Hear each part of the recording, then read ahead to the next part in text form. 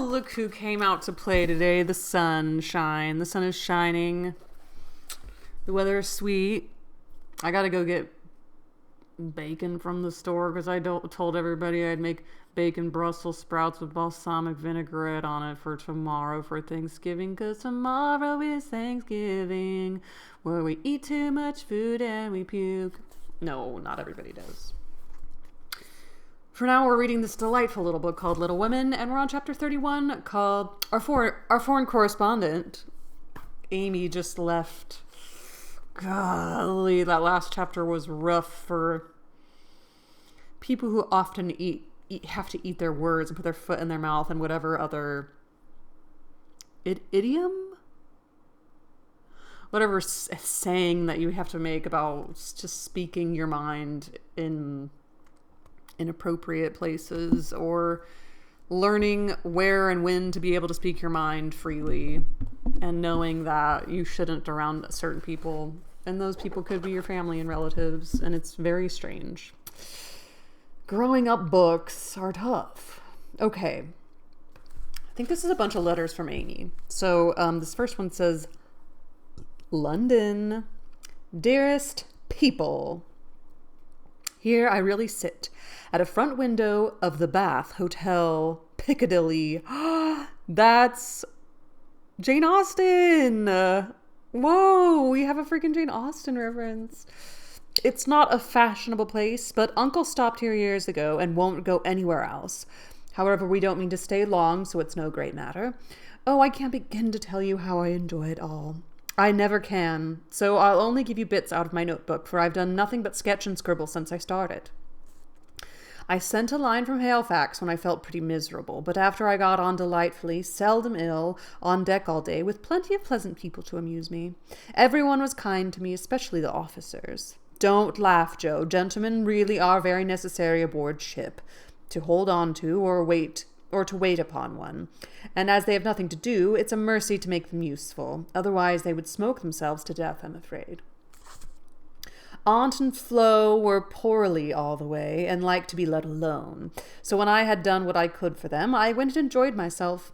Such walks on deck, such sunsets, such splendid air and waves. It was almost as exciting as riding a fast horse when we went rushing on so grandly. Oh my gosh. I wish Beth could have come. It would have done her so much good. And as for Jo, she would have gone up and sat on the main top jib, or whatever the high thing is called. Made friends with the engineers and tooted on the captain's speaking trumpet. She'd have been in such a state of rapture. It was all heavenly, but I was glad to see the Irish coast and found it very lovely, so green and sunny, with brown cabins here and there, ruins on some of the hills, and gentlemen's country seats in the valleys, with deer feeding in the parks. It was early in the morning, but I didn't regret getting up to see it, for the bay was full of little boats, the shore so picturesque, and a rosy sky overhead. I never shall forget it. At Queenstown, one of my new acquaintances left us, Mr. Lennox, and when I said something about the lakes of Killarney, he sighed and sung with a look at me. Oh, have you ever heard of Lady Kate Kearney? She lives on the banks of Killarney. From the glance of her eye, shun dagger and fly, for fatal's the glance of Kate Kearney. Wasn't that nonsensical? Okay. We only stopped at Liverpool a few hours. It's a dirty, noisy place, and I was glad to leave it. Uncle rushed out and bought a pair of dog-skin gloves, some ugly, thick shoes, and an umbrella, and got shaved a la mutton chop the first thing. Then he flattered himself that he looked like a true Briton, but the first time he had mud cleaned off his shoes, the little boot-black knew that an American stood in them, and said with a grin, "There you are, sir. I've given the latest Yankee shine." It amused Uncle immensely. Oh, I must tell you what an absurd Lennox did. I must tell you what that absurd Lennox did. He got his friend Ward, who came on with us, to order a bouquet for me, and the first thing I saw in my room was a lovely one with Robert Lennox's compliments on the card. Wasn't that fun, girls? I like traveling. I never shall get to London if I don't hurry. The trip was like riding through a long picture gallery full of lovely landscapes.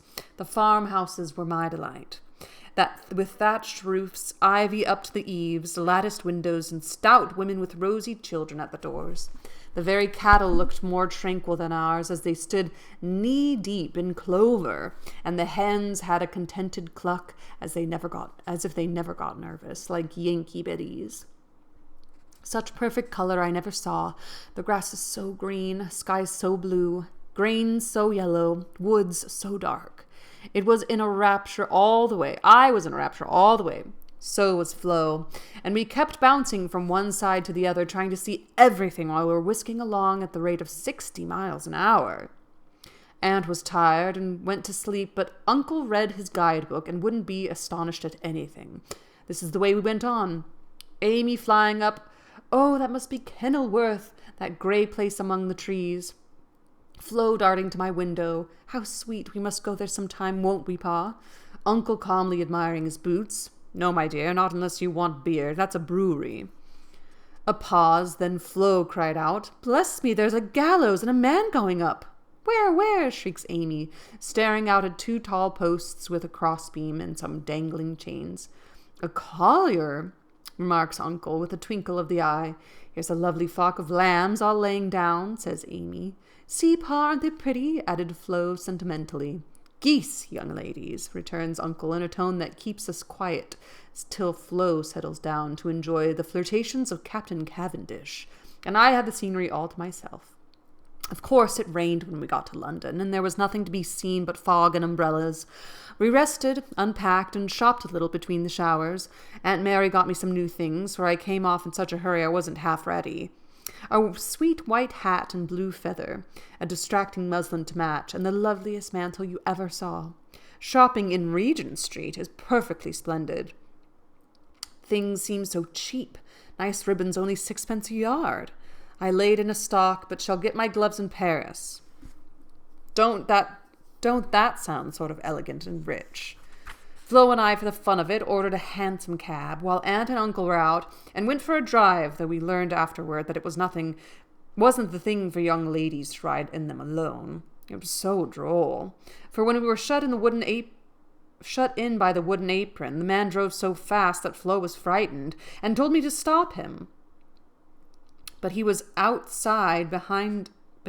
outside somewhere, and I couldn't get at him. He didn't hear me call, nor see me flap my parasol in front, and there we were, quite helpless, rattling away and whirling around corners at a breakneck pace.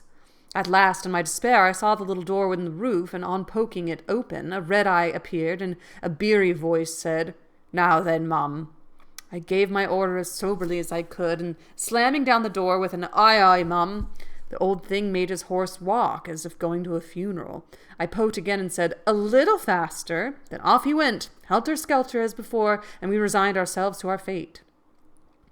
Today was fair, and we went to Hyde Park, close by, for we are more aristocratic than we look. The Duke of Devonshire lives here near. I often see his footman lounging at the back gate, and the Duke of Wellington's house is not far off. Such sights as I saw, my dear. It was as good as punch, for there were fat dowagers rolling about in their red and yellow coaches with gorgeous Jameses in silk stockings and velvet coats, up behind, and powdered coachmen in front.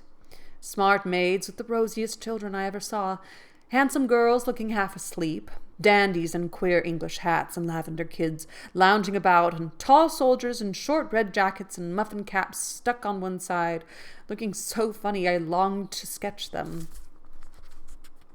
Rotten Row means Route de Row, or the King's Way, but now it's more like a riding school than anything else. The horses are splendid, and the men, especially the grooms, ride well, but the women are stiff and bounce, which isn't according to our rules. I longed to show them a tearing American gallop, for they trotted solemnly up and down in their scant habits and high hats, looking like women in a toy Noah's Ark. Everyone rides. Old men, stout ladies, little children, and the young folks do a deal of flirting here. I saw a pair exchange rosebuds, for it's the thing to wear in the buttonhole, and I thought it rather a nice little idea. In the PM to Westminster Abbey, but don't expect me to describe it. That's impossible, so I'll only say it was sublime. This evening you are going to see Fetcher, which will be an appropriate end to the happiest day of my life. I can't believe Amy got to go abroad. It's incredible. It's midnight. It's very late, but I can't let my letter go in the morning without telling you what happened last evening. Who do you think came in as we were at tea? Laurie's English friends, Fred and Frank Vaughan. I was so surprised, for I shouldn't have known them but for the cards. Both are tall fellows with whiskers. Fred handsome in the English style, and Frank much better, for he only limps slightly and uses no crutches. They had heard from Laurie where we were to be, and came to ask us to their house. But Uncle won't go, so we shall return the call and see them as we can. They went to the theatre with us, and we did have such a good time, for Frank devoted himself to Flo and Fred, and I talked over over past, present, and future fun, as if we had known each other for all our days. Tell Beth Frank asked for her, and was sorry to hear her ill health. Fred laughed when I spoke of Joe, and sent his respectful compliments to the big hat. Neither of them had forgotten Camp Lawrence or the fun we had there. What ages ago it seems, don't it? Aunt is tapping on the wall for the third time, so I must stop. I really feel like a dissipated London fine lady, writing here so late with my room full of pretty things, and my head a jumble of parks, theatres, new gowns, and gallant creatures who say ah and twirl their blonde moustaches with the true English lordiness. I long to see you all, and in spite of my nonsense am as ever your loving Amy. Here's another letter. Paris. Dear girls, in my last I told you about our London visit, how kind the Vaughans were, and what pleasant parties they made for us. I enjoyed the trips to Hampton Court and the Kensington Museum more than anything else, for at Hampton I saw Raphael's cartoons, and at the museum rooms full of pictures by Turner, Lawrence, Reynolds, Hogarth, and the other great creatures. The day in Richmond Park was charming, for we had a regular English picnic, and I had more splendid oaks and groups of deer than I could copy. Also heard a nightingale, and saw larks go up. We did London to our heart's content, thanks to Fred and Frank, and were sorry to go away. For though English people are slow to take you in, when they once make up their minds to do it, they cannot be outdone in hospitality, I think. The Vaughans hope to meet us in Rome next winter, and I shall be dreadfully disappointed if they don't, for Grace and I are great friends, and the boys very nice fellows, especially Fred. I don't think Jo would have had a good time on this trip. Even though she really longs to travel and be like a worldly person, I do think that she would have gotten in her own way, you know? Amy's just like, I know how to be in society, and that's not going to hold me back. And I'm just like enjoying myself. I think Jo would have had two opinions, and she would have been too rigid. I don't think she would have liked this. Okay. Well, we were hardly settled here when he turned up again, saying he had come for a holiday and was going to Switzerland. Aunt looked sober at first, but he was so cool about it she couldn't say a word, and now we get on nicely and are very glad he came, for he speaks French like a native, and I don't know what we should do without him. Uncle doesn't know 10 words and insists on talking English very loud, as if that would make people understand him. Oh no. Oh my god, the person who yells in another language. Uncle doesn't know 10 words, but right. Aunt's pronunciation is old-fashioned, and Flo and I, though we flattered ourselves that we knew a great deal, find we don't, and are very grateful to have Fred do the parlez-vouing, as Uncle calls it. Parlez-vouing. Such delightful times we were having, sightseeing from morning till night, stopping for nice lunches in the grey cafes, and meeting with all sorts of droll adventures. Rainy days I spend in the Louvre. Oh my god, when was the Louvre? I don't even know. Okay, yikes. When built? 1793? August 10th, 1793 was when the Louvre was built. Whoa.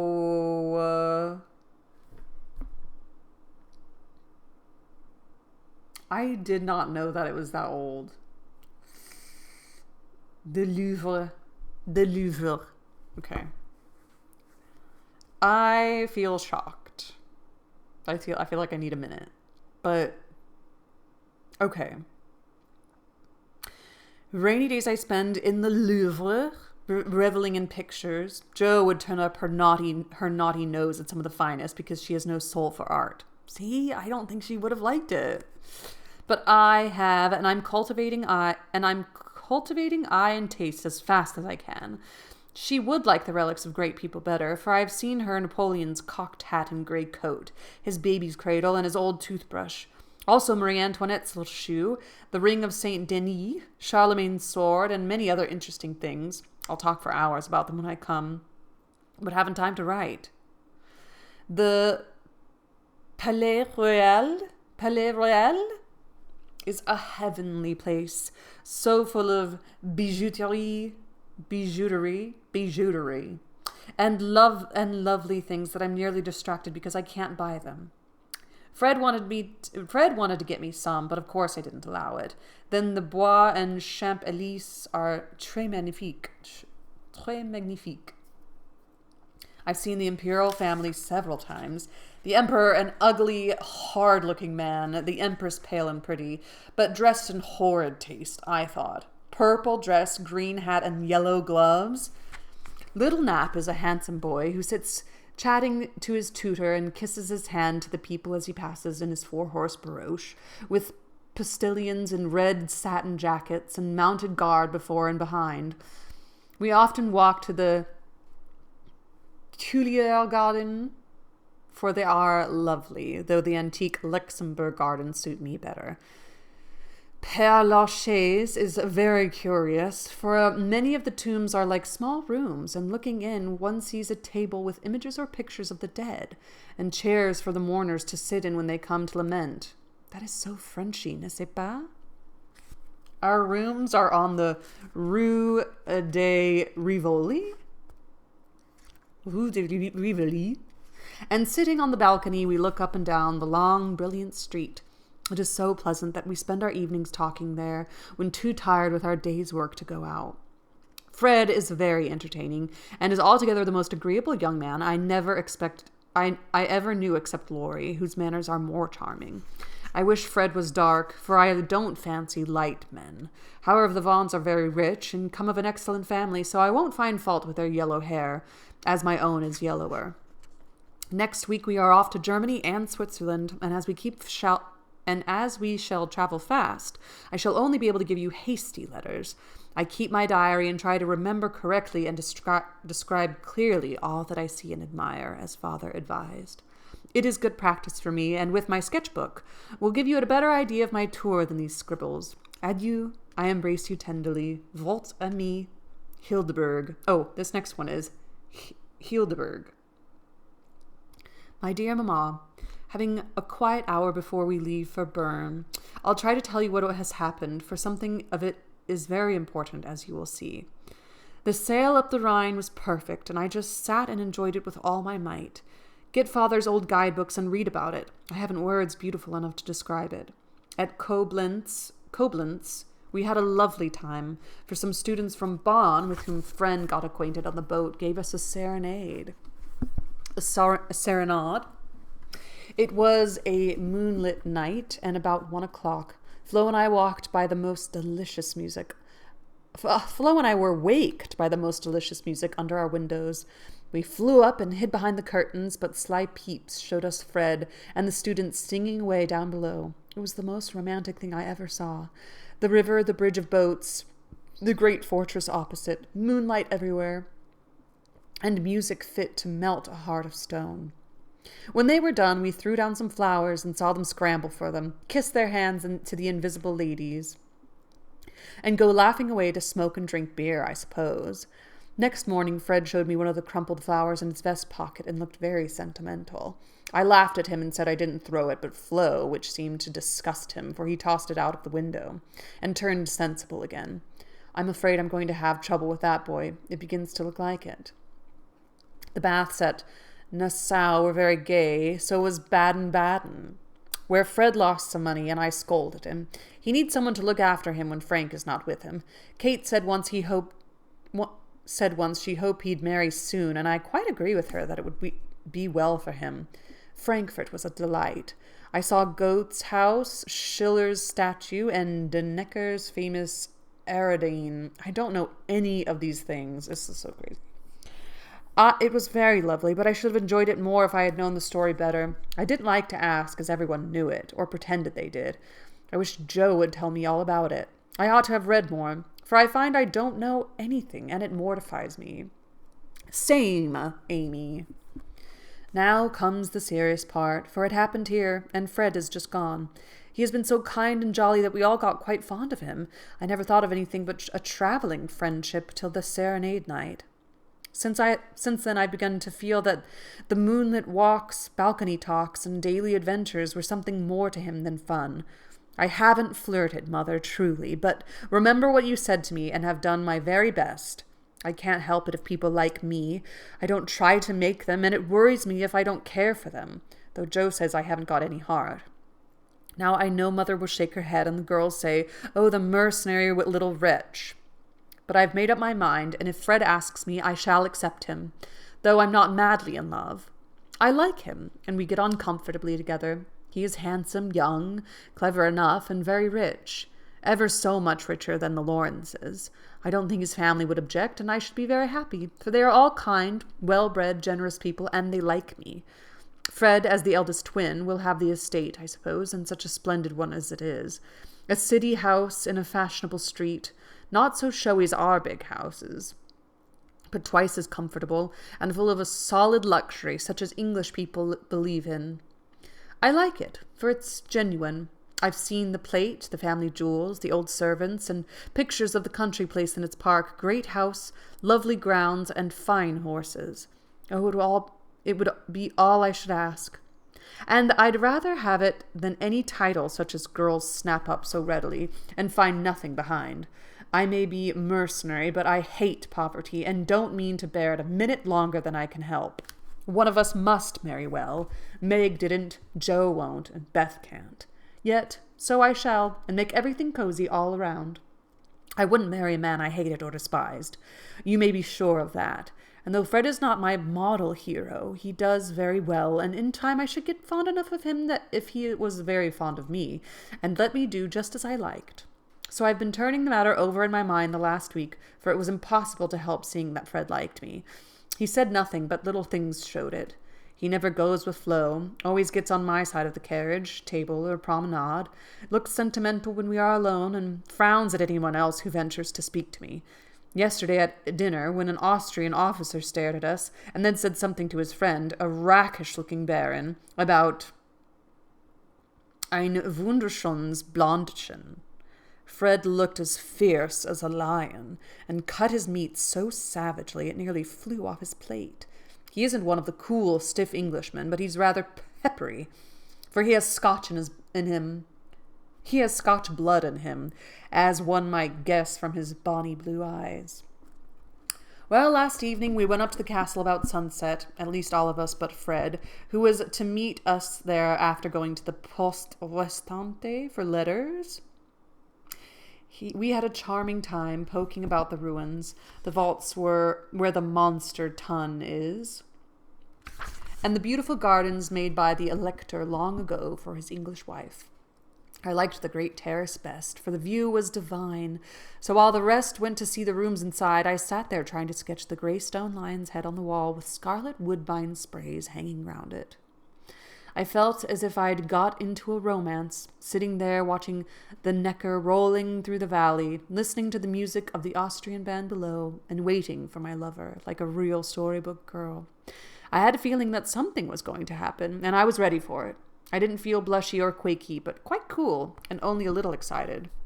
By and by I heard Fred's voice, and then he came hurrying through the great arch to find me. He looked so troubled that I forgot all about myself, and asked what the matter was. He said he'd just got a letter begging him to come home, for Frank was very ill. So he was going at once on the night train and only had time to say goodbye. I was very sorry for him and disappointed for myself, but only for a minute, because he said, as he shook hands, and said it in a way that I could not mistake, "I shall soon come back. You won't forget me, Amy?" I didn't promise, but I looked at him and he seemed satisfied, and there was no time for anything but messages and goodbyes, for he was off in an hour, and we all miss him very much. I know he wanted to speak, but I think, from something he once hinted, that he had promised his father not to do anything of the sort yet a while, for he is a rash boy, and the old gentleman dreads a foreign daughter-in-law. We shall soon meet in Rome, and then, if I don't change my mind, I'll say, "Yes, thank you," when he says, "Will you please?" Of course, this is all very private, but I wished you to know what was going on. Don't be anxious about me. Remember, I am your prudent Amy, and be sure I will do nothing rashly. Send me as much advice as you like. I'll use it if I can. I wish I could see you for a good talk, Marmee. Love and trust me. Ever your Amy. Whoa. So different from the books, and I love it so much. Okay, this next chapter is called Tender Troubles, chapter 32. Join me next time. Wow, Amy's having quite the experience. Happy reading to you all, and ta-ta.